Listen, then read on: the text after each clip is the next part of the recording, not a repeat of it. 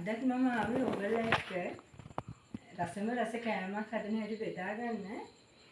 මේක නම් ඇත්තටම පුංචි කෑමක්. අපි මේක හදමු. මම හදන හැටි ඔයගොල්ලන්ට කියලා දෙන්න. මේකට ඕනේ තක්කාලි. මෙන්න මේ වගේ ලොකු තක්කාලි ඕනේ. හරිද?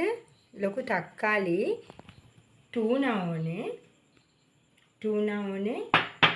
මයොනේසි ඕනේ. මේ ලුණු කුඩු ටිකක් ඕනේ, ගම්බිරිස් කුඩු ටිකක් ඕනේ. හරිද? අපි දැන් ඒක හදන හැටි බලමුද?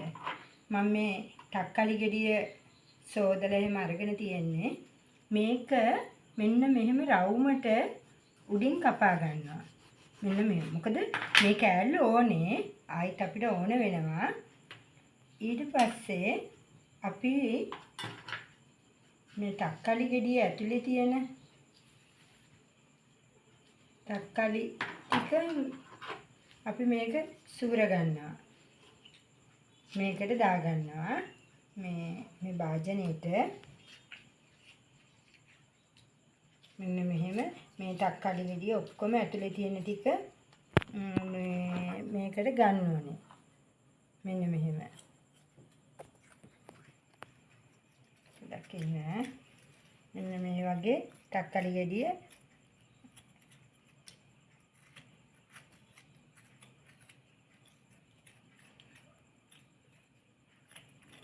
හරි.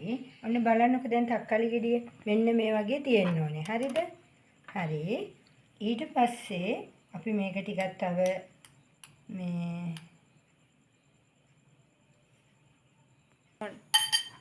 අපි මේක හොඳට මෙහෙම පොඩ්ඩක් තක්කාලි ටික පොඩි කරගන්නවා ගෑරුප්පුවකින්.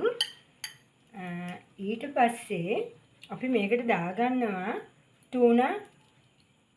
මේ මන් ටින් එකක්ම මෙතන තියෙන උනට අපි ටින් එකක්ම නැතුව tuna ටින් එකෙන් භාගයක් විතර ගන්න ඕගොල්ලන්. ඕගොල්ලන් හදන ප්‍රමාණය අනුව තමයි මම මේ දැන් මේ තක්කාලි ගෙඩියකට දාන්නනේ මම මේ හදන්නේ. ඒක නිසා දැන් මේකට අපි දානවා මයොනේසි ටිකකුයි. මයොනේසි ටිකකුත් දාලා මේකට ගම්බිරිස් කුඩු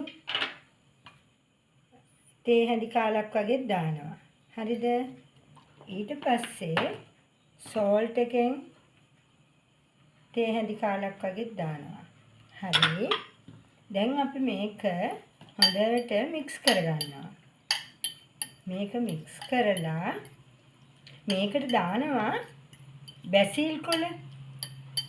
ඒ බැසිල් කොළ පුංචියට කපලා මේකට දානවා. හැබැයි මට බැසිල් කොළ අද හම්බුනේ නැහැ. හැබැයි බැසිල් කොළ පොඩ්ඩක් හීනියට කපලා මේකට දැම්මනම් තවත් රසවත්.